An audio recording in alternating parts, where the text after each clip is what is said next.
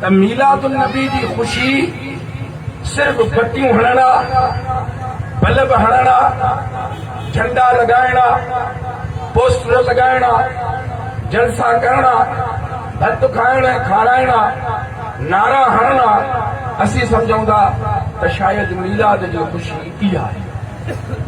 इहो असांजो पंहिंजे महबूब सां इज़हार अक़ीदत ऐं इज़हार मोहब्बत आहे। इन जो बि अजरो सवाब आहे, कोई इन जो हर्ज न आहे। पर मुंहिंजा सोना हिकिड़ी ॻाल्हि मुंहिंजी सम्झी छॾ त जेकॾहिं असां पंहिंजे घर खे सिंगारियोसीं, पंहिंजे मस्जिदनि खे सिंगारियोसीं, पंहिंजे मुहल्लनि खे सिंगारियोसीं, शहर जे थंभनि जे मथां झंडा हयासीं, इहो सभु कुझु कयोसीं, भितियूं बि सिंगारजी वयूं, पाड़ा बि सिंगारजी विया, थंभा बि सिंगारजी विया, ऐं मुंहिंजी दिलि उहा ई कारी जो कारी रहिजी वई। पोइ त मूंखां भाग वारे त इहा भित थी न, पोइ त इहो थंभो भलो थियो न जंहिं ते झंडो लॻो पियो आहे, ऐं मुंहिंजी दिलि त उहा ई कारी रहिजी वई। मुंहिंजे मथां त हुज़ूर जे मीलाद जो कोई असर न थियो।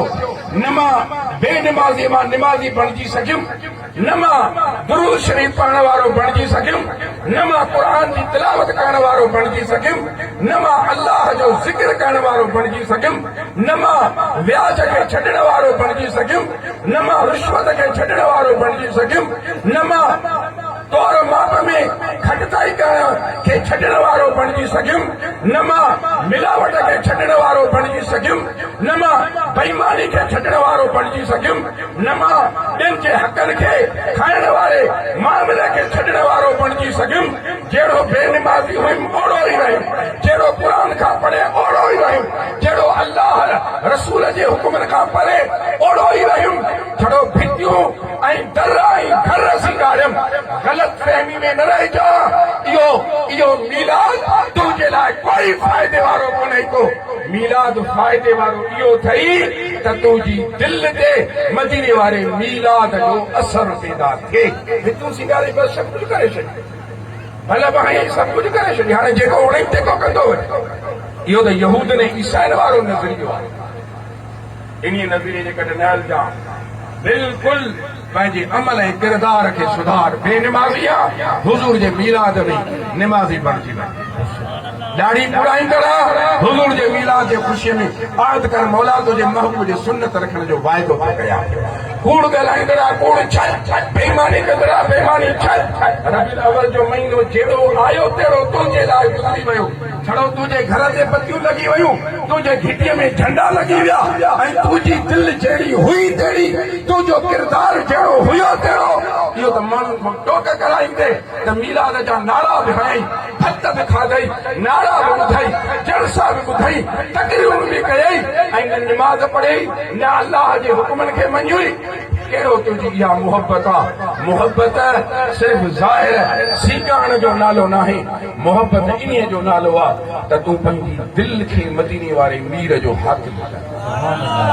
अल्लाह जे नबी जी ख़िदमत में साहबी सबूरो आयो आहे, तमाम हदीस जे किताबनि जे अंदरि मौजूद आहे। और अर्ज़ सोना क़यामत कॾहिं ईंदी?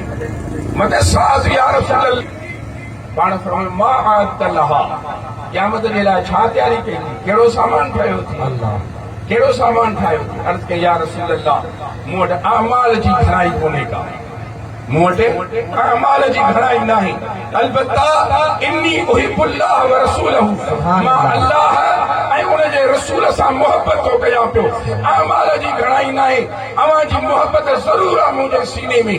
त मदीने वारे मीर ईअं न फरमाइसि त ठीकु आहे वञ, न, पाण करीम सल्लल्लाहु अलैहि वसल्लम उन्हनि खे फरमायो, पाण फरमायो त पंहिंजी इन मोहबत खे, हदीस पाक जा लफ़्ज़ आहिनि, पाण फरमायो पंहिंजी इन मोहबत खे घणनि नफ़िलनि पढ़ण सां, घणे रोज़नि रखण सां, घणे क़ुरान जी तिलावत करण सां पंहिंजी इन मोहबत जे ताल्लुक़ खे मज़बूत कर। सुभान अल्लाह। पंहिंजे इन मोहबत जे ताल्लुक़ खे मज़बूत कर। निमाज़ पढ़, तुंहिंजे मोहबत जो ताल्लुक़ मज़बूत थिए।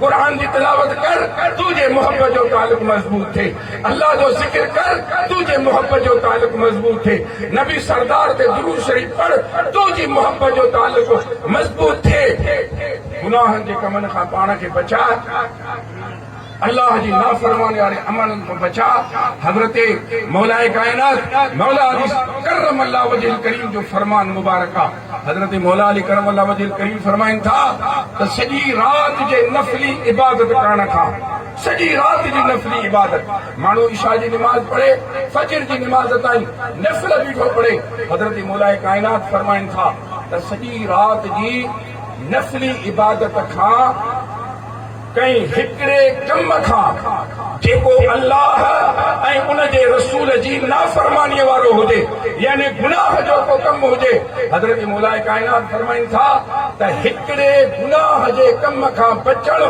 हिकु नाफरमानी जे कम खां बचणु सॼी राति जे नफ़ली इबादत खां अञा वधीक बहितर आहे सुभान अल्लाह सुभान अल्लाह तंहिंजे करे मुंहिंजा सोना अल्लाह जी इबादत खां गाफ़िल न थियो अल्लाह जी इबादत खां गाफ़िल न थियो रब जी इबादत जे तरफ़ बुज़ुर्गनि लिखियो आहे त महबूबनि करीमनि जी जेको मोहब्बत जी ॻाल्हि करे थो यानी ईअं सम्झो जेको अक़ीदे अहले सुन्नत वारो आहे लिखियो अथव त उन जे मथां लाज़िम आहे त उहो घटि में घटि नबी पाक सोने जे मथां रोज़ानो 300 दफ़ा दुरूद शरीफ़ पढ़े सुभान अल्लाह घणा दफ़ा 300 दफ़ा असीं 20 दफ़ा बि कोन पढ़ूं फरमाए थो जेको अहले सुन्नत जो अक़ीदो रखंदड़ आहे जेको नबी पाक जे मोहब्बत जी दावा कंदड़ आहे उन ते लाज़िम आहे 5 वक़्त निमाज़ जी पाबंदी करे क़ुरान जी घटि में घटि हिकिड़े सिपारे जी तिलावत करे हिकु सिपारो न अधु सिपारे जी तिलावत करे ऐं नबी पाक सोने जे मथां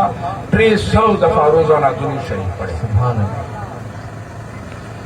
अल्लाह रब्बुल इज़्ज़त मुंहिंजो अर्ज़ करणु